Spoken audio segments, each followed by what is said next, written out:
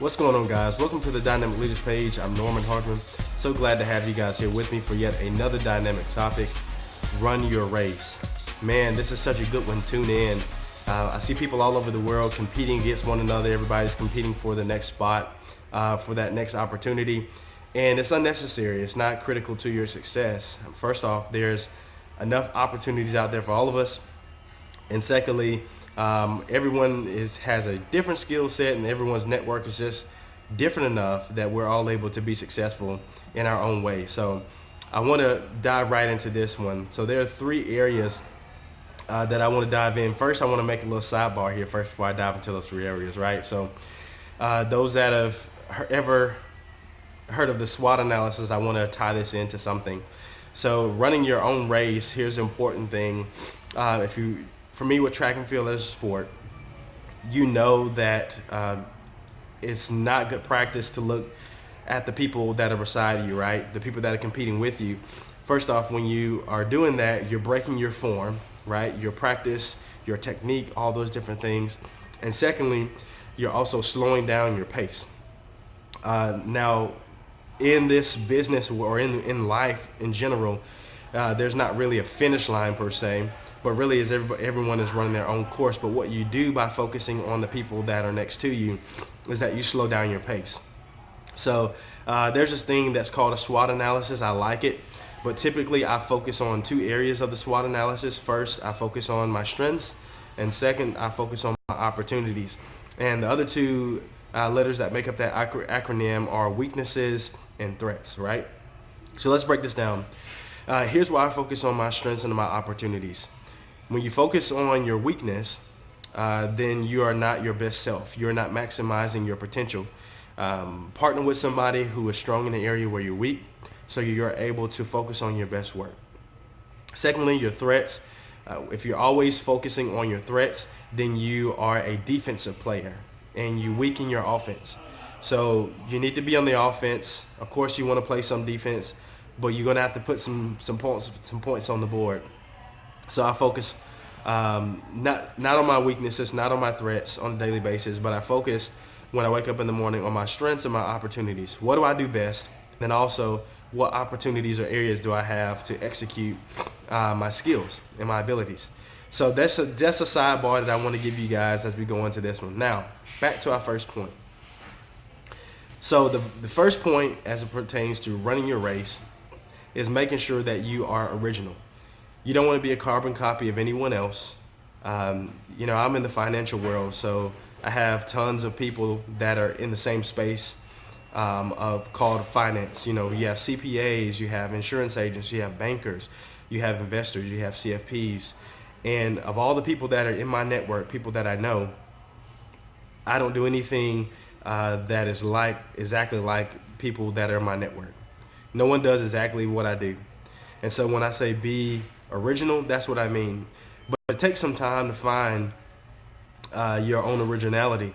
So there is a precursor to becoming an original, okay? And the precursor to becoming an original is having a strong foundation. Now, when it comes to foundations, of course, you're going to have to emulate something that you have seen from someone else.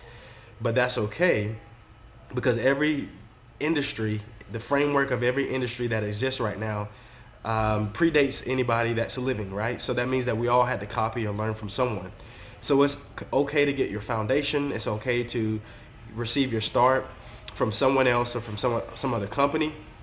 But once you find that foundation, lock into it and then expound on it, right? Once you have that solid foundation, then you can embellish and then you can truly master the business from your perspective and find your niche. So first point is to be original. Second point is don't allow time to make you anxious, right? So if you are an entrepreneur or if you are trying to level up in some area of your life, there will always be some unexpected circumstances that occur. And so you try your best to prepare, you try your best to think through possible threats, go back to that word, possible threats that could come to slow down your progress or to even stop you from being successful. But you cannot think through all of the different scenarios and variables that could come in to do that, right? So don't allow time to make you anxious. You know, we all have delays. We all have things that we don't expect. We all have minor setbacks and even some major setbacks. And so it's not so much that you have those setbacks or how to avoid them. It's how to mitigate and also how to make it through those slowdowns as quickly as possible. So if you become a master at being flexible, at making minor adjustments, then guess what? You're in the right place. You're not going to become frustrated by the process of time. You're not going to be anxious about how long it's taken. And so typically when we're looking for the next move that we want to make, we typically tie a time frame to it, right? I want to be this far in 12 months. Excuse me. I want to earn so much in the next 2 years. By the time I'm 40 or 50 or going back 25, 30, I want to be making X amount of dollars. I want to live in this house. I want to have my family. We tend to attach all these different time frames to the goals that we have. And it's okay to attach time frames because that helps set a pace, right? But don't allow that time frame to be so rigid. Don't be so tied to the time frame that if it does not happen in that time frame, that it discourages you from still making progress and still being successful. So that's what I mean when I say don't allow time to make you anxious. Be patient, be consistent, and watch yourself accomplish the goals that you set before you. And this really leads into my last point as we're talking here, which is so important that you have a plan. That you have a plan for yourself. Set the plan for yourself. Don't allow yourself to get off the rocker.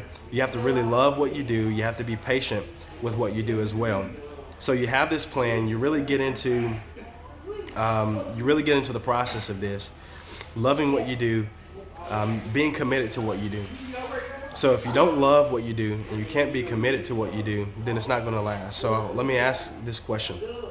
How do you know whether or not you're going to love something and whether or not you're going to be able to commit to something? How do you know that? Well, the honest truth is that you don't know. You don't know until you get into it, right? It's just like relationship. You don't know if you're going to love this person until you have started the relationship.